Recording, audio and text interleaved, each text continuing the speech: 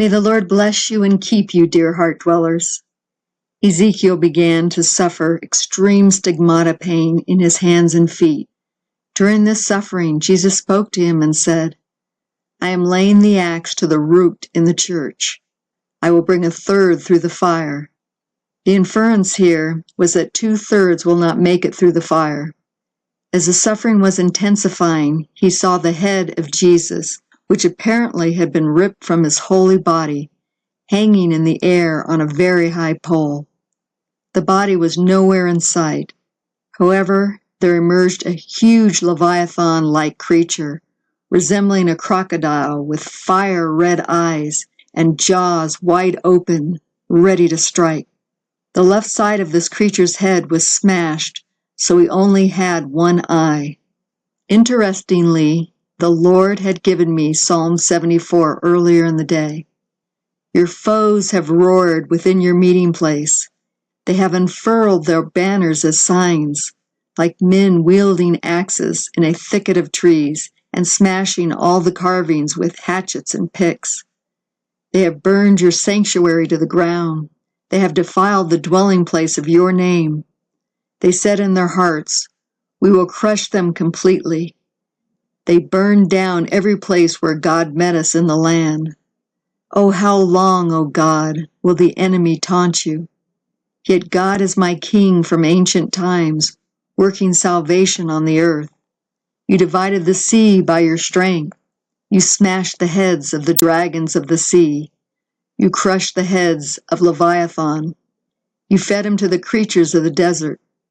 Remember how the enemy has mocked you.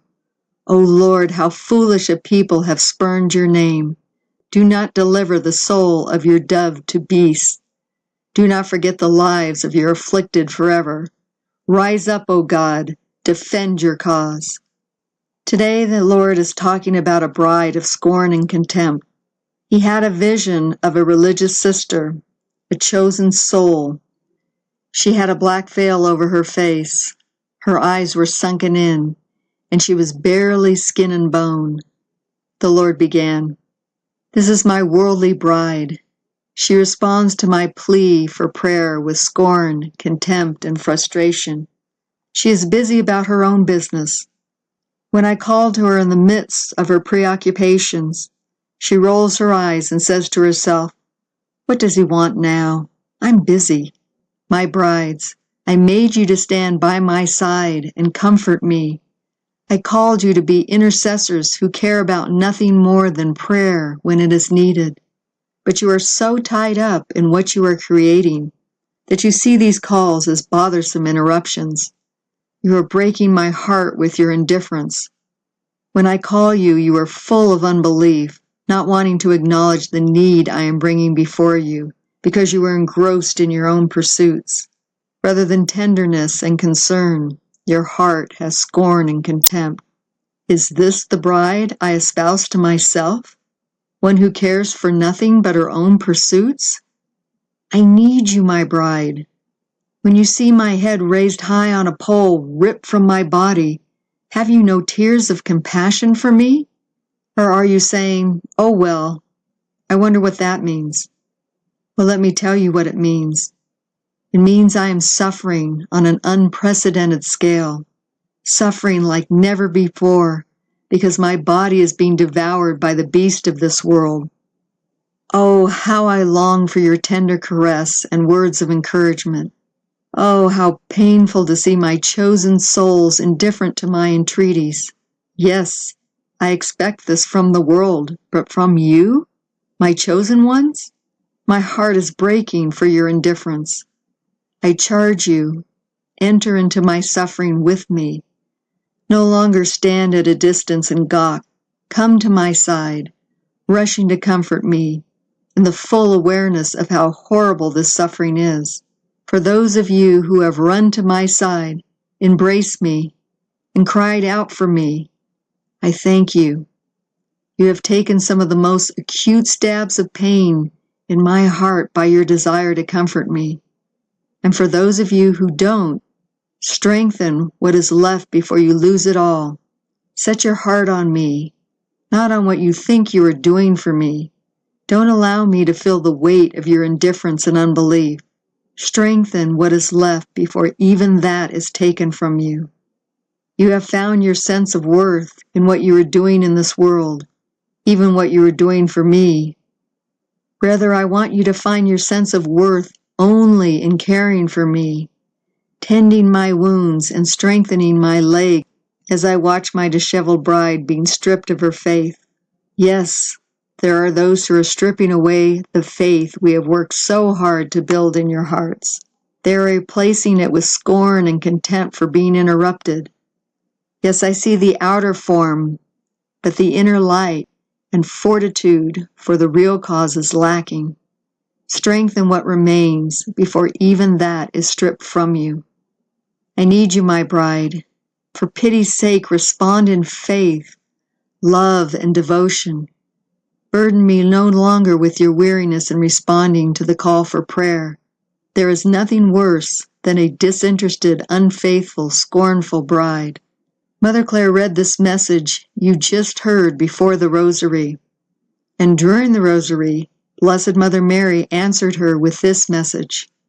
Mother Mary began, He loves and cares for you in even the littlest of necessities, and He is calling you to have that kind of fidelity for Him. There is nothing He will deny the faithful soul if it is good for them. All He asks in return is your solicitous care over Himself. Accompany Him, my beloved ones. Oh, how He loves your comfort. It's really the little things, the little expressions of love and caring that He longs for. You see how He provides for everyone and everything on this earth. He just asks for your recognition of that and comfort when He is suffering. Is this too much to ask? Of course not. I know your hearts. You all care deeply. Part of what you are missing is how much He needs your comfort. People go through an entire lifetime not thanking Him for anything, but as chosen souls, they know, they understand, so He looks to you for His comfort and your companionship. It is not His heart to shame you or make you sad, but to convey to you exactly how much He does need you. It takes so little to please Him, so little. A glance, a kiss, a hug, a sigh of deep concern. All of this matters very, very much. Part of the problem is that you do not realize how vulnerable He truly is. It is a process, not something that can be rushed. One day at a time. A tender heart. This is what He longs for. You remember in The Chosen when they were sitting around the campfire arguing over foolishness, and He came into their midst, exhausted and totally spent. I rushed to His side to comfort him. That is, so the little gestures mean a great deal. I know that you love Him, dear ones. He knows it too. We are just trying to get your priorities straight, so that you can both enjoy one another, the kind of care He needs, and often, because the world is doing so much to sicken His heart. He also pines for you and the dilemmas you have to face every day. He cares very much and longs to direct you in the right directions. Go now, and do not be sad or downtrodden. Truly He loves you.